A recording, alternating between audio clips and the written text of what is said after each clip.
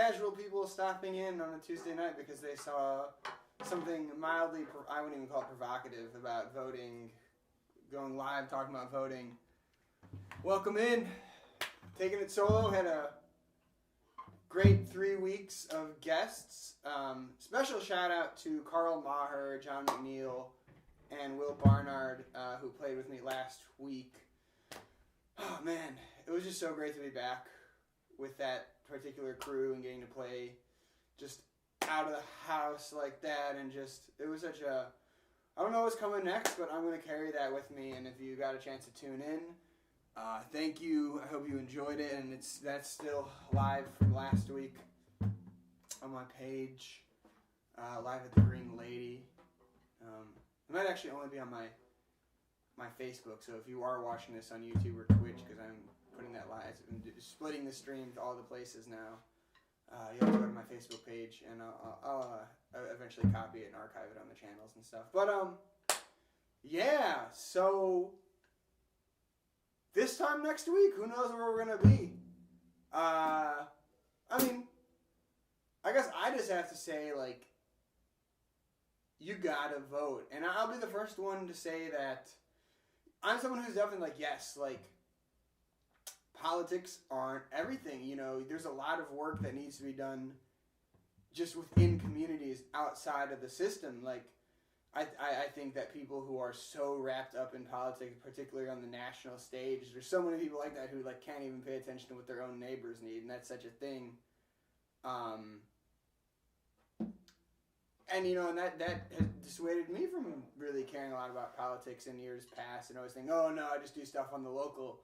But this is the chance we get every year to at least have a say in these higher up people who are making decisions that affect our lives, whether we know it or not. And some people, unfortunately, know it more than others, right now in a bad way, hopefully in a better way depending on what happens. But I think it's too easy not to, especially if you live in like an urban city type area. There's just so many, here in Chicago, there's just so many places you can vote. You can vote at the early voting spots in any of the wards.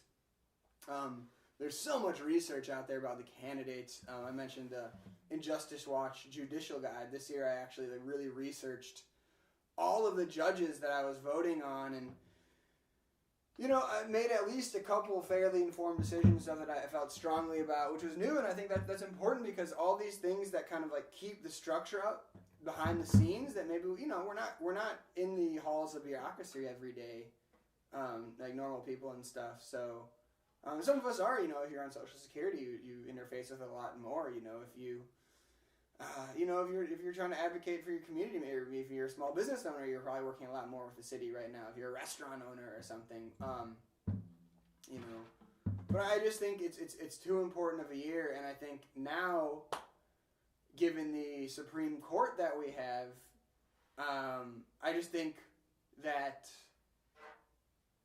if you value ability to vote, I'd say, you know, get it in this year more than ever ahead of time. Get your ballots dropped off if you're doing the mail-in stuff. It's just like, you know, I feel like there's probably going to be like a 7 p.m. cutoff. You know, they're going to be trying to call this thing as fast as possible. So, like, there's no waiting. It's worth, I think, I say it here on the record, I think it's worth prioritizing. Get out of a Zoom meeting or whatever, you know, get that down there, especially if you're voting early. These polling places, I haven't heard of big lines, like, anywhere. Just get that vote in and you know, count yourself in for peace. Yes, there's many other ways to fight for peace. And in addition to voting, we all should be doing our part. That's just the thing that, you know, this is like the baseline thing. Like, okay, like, here, what do you think? You know, we're given a chance. We're facing a chance that if we don't say what we think now and back it up with action, we might get less of a say to saying things. And that's something I think we just never thought was possible. It always has been possible, and I think this is the time, if we make a stand now, we can ensure that we will have a say in our lives. You know, I think maybe you've seen on social media and news and stuff talking about, oh, we're sliding into fascism. I think it is very possible a lot of people have been arguing it for a long time, and I've increasingly seen the possibility over time. But I think even if it's not, total, okay, deleting the Constitution. Right now the game is rigged such that if we don't act ahead of schedule, if we don't preempt, like, stuff will continue to get worse. You think 2020 is bad? It could get worse. So start by getting your vote in, and then start by checking in with your neighbors, seeing what people need. Even if you don't, if you feel kind of detached and isolated, but you're still working, still got some funds, you see a GoFundMe that you might, scroll by, throw some bucks in there. People really are out here struggling. Losing jobs, people who just closed on homes and stuff right before COVID, about to lose that. Just numerous people. Probably, maybe even you here now listening are experiencing some something that maybe you've been afraid to mention or something that you've been more open about. But I think if you don't act now, if you don't start, participating now and just speaking up, and the time to be quiet is long past, and the least you can do is cast a ballot. And I'm just gonna play some more. I told myself today I'm gonna try not to play any cliches, so I'm gonna keep improvising and hopefully put a mindset of freedom and participation and communal spirit into what I'm doing for the rest of the hour-ish that I'm here. And thank you so much, everybody, for tuning in.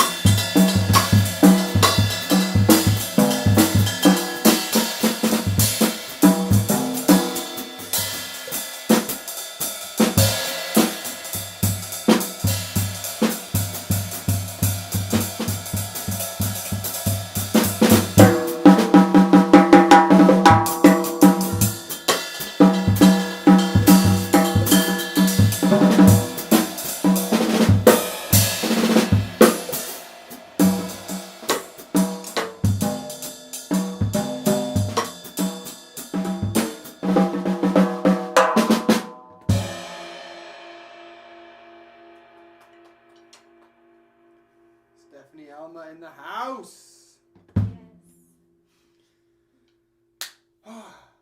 Yes. It's cold now.